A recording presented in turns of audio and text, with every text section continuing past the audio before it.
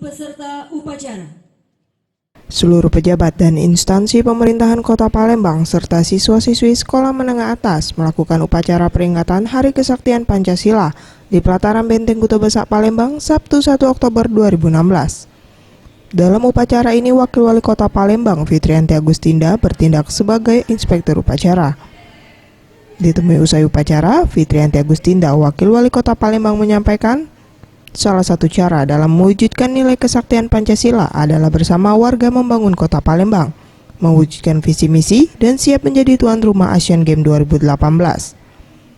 Sementara dari sektor pendidikan, Pemkot secara bertahap akan memenuhi sarana prasarana pendidikan, sehingga kedepannya sarana prasarana di sekolah akan lengkap.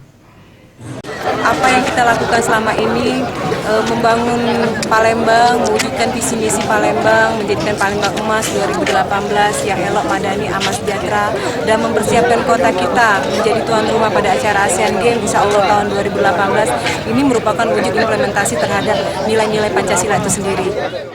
Selain itu juga Pemkot Palembang terus menghimbau kepada seluruh warga Palembang untuk tetap menjaga kebersihan dan rutin melakukan kegiatan gotong royong. Mega Dwi Handayani, Sriwijaya TV.